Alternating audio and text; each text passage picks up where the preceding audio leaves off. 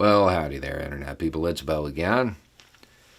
So, today we're going to talk about tweets and Russia and a story that we talked about a couple years ago.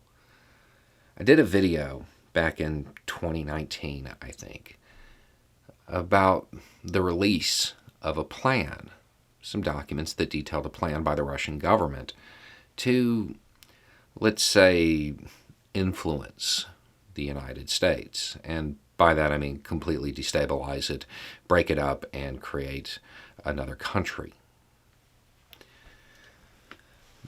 The documents got released. However, shortly thereafter, people started screaming, "Fake news, Russia, Russia, Russia." So the story faded. Nobody covered it. The plan was to stoke racial tensions within the United States over social media and to create a wedge and radicalize Black Americans. Black Americans are chosen because of their treatment in the United States. Now, even though the story died, the operation didn't. Former Assistant Director of the FBI said that 32,000 tweets were analyzed after a recent high-profile trial. 32,000 tweets that were in hashtags supportive of the defendant.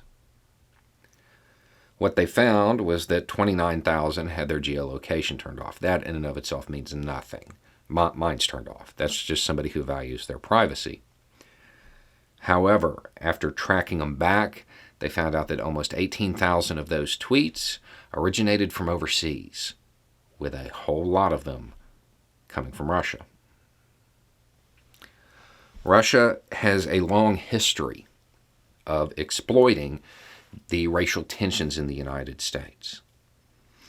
The operation is laid out in that plan from those documents. It's kind of pie in the sky. It's ambitious now.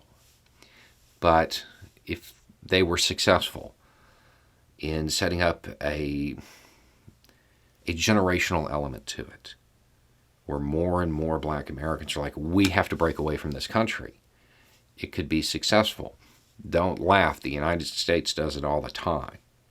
It's why the U.S. was so supportive of the Kurds, an ethnic group within a country that wasn't treated fairly.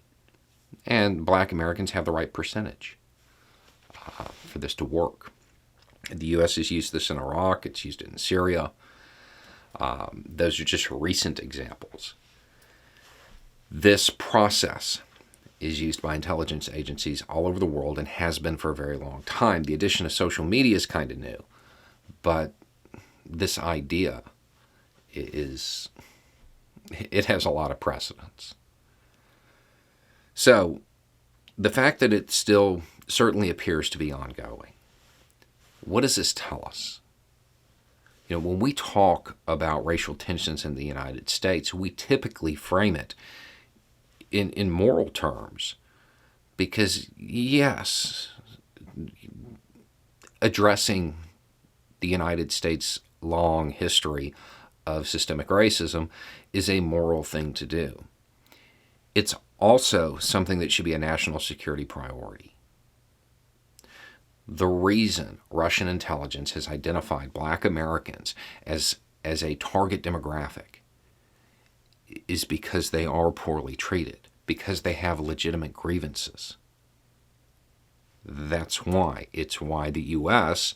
targeted the Kurds. This process only works if the grievances are real. It is no longer just a moral battle.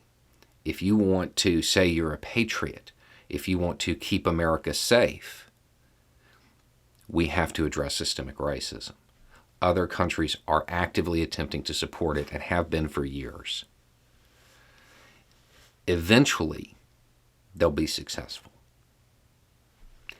Anyway, it's just a thought. Y'all have a good day.